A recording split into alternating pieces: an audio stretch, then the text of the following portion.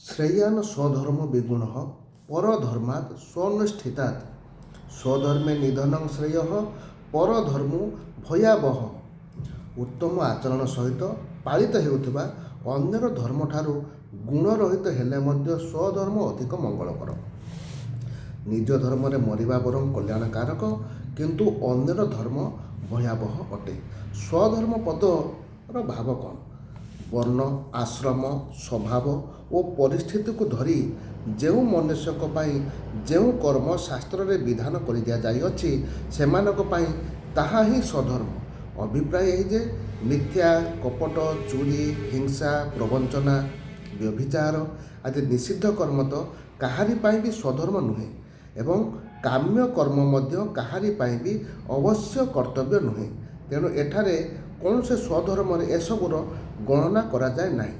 सुंदर उदाहरणटे मध्य दि जाइछि जेपरि निजर पति देखा जेते कुरूप और गुणहीन होइथिले मध्य स्त्री पाई निजर से पति सेवा ही कल्याणप्रद होता है।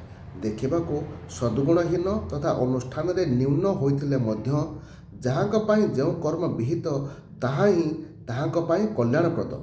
स्वधर्मर एपरि महत्व रही बेले जो स्वधर्म सर्वगुण संपन्न एवं जहाँ को विधिबद्ध भाव में पालन करा जाए सेपरि स्वधर्म विषय बा कहबार कौन रही। निज धर्म रे मृत्यु मध्य कल्याणकर अटे एपरि कहबार अभिप्राय कौन? अभिप्राय है जे जदि स्वधर्म पालन में कौन प्रकार बाधा न आसे तेबे मनुष्य जीवन सारा स्वधर्म पालन कले तार भाव अनुसार ताकू जे स्वर्ग बा मुक्ति मिल जाए एथिरे कौन संदेह ना। कौन प्रकार बाधा आसिले भी से जदि निज धर्म विचलित न हुए एवं जदि सही कारण तार मरण मध्य हो जाए तेबे ताहा भी तापाई कल्याणप्रद होता है। इतिहास और पुराण में एपरि बहु उदाहरण रही जो कि स्वधर्म पालन निमित्त मरीथिबा एवं मरण पर्यंत कष्ट स्वीकार करथिबा लोकंकर मंगल होइथिबा कथा कहा जायछि। राजा दिलीप क्षत्रिय धर्म पालन करी गोटे गाई बदल में सिंह को निजर शरीर समर्पण कर अभीष्ट लाभ करते। राजा शिवी शरणागत रक्षारूपक स्वधर्म पालन करने गोटे कपूत बदल में निजर शरीर मांस छंचाण को दे मरण वरण करते एवं ताद्वारा तांकर अभीष्ट सिद्ध होता। भगवत भक्ति रूपक स्वधर्म पालन करने को प्रहल्लाद अनेक प्रकार मरणांतक जंत्रणा आनंद रे ग्रहण करथिले एवं ताद्वारा तांकर परम कल्याण होइथिला। एहीपरि आहुरी अनेक उदाहरण रहिछि।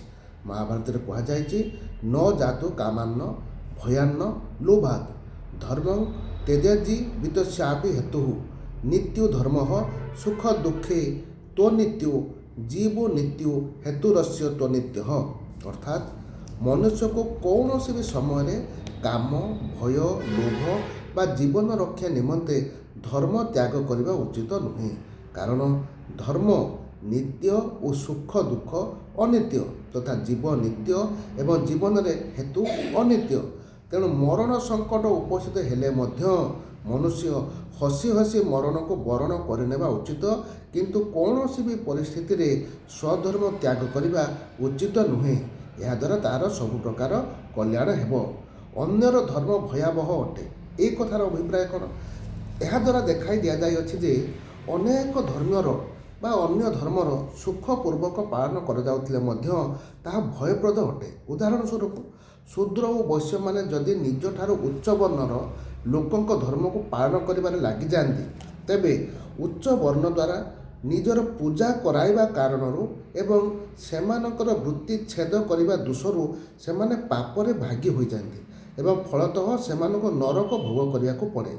सेहीपरि यदि ब्राह्मण क्षत्रिय आदि लोक निज ठारू निम्न वर्णर लोकंक धर्म अवलंबन करनियंती तेबे सेमानकर सही वर्णरू पतन हो जाए एवं आपातकाल पड़ी नथिले अन्यर वृत्ति द्वारा जीवन निर्वाह करिथिबारु अन्य मानकर वृत्ति छेद जनित पापर फल सेमानक भोग करने को पड़े। आश्रम धर्म तथा अन्य सब धर्म विषय में एहीपरि बुझी नेबाको हेबो। अतएव कौन से मनुष्य निजर कल्याण पाई पर धर्म ग्रहण करने उचित नुहे। अन्य धर्म देखा जेते गुण संपन्न होता ना कहीं जहाँकर धर्म ताहाक पाई ही उपयुक्त। ଅନ୍ୟମାନଙ୍କ ପାଇଁ ତାହା ଭୟପ୍ରଦ ଏବଂ କଲ୍ୟାଣକାରକ ନୁହେଁ।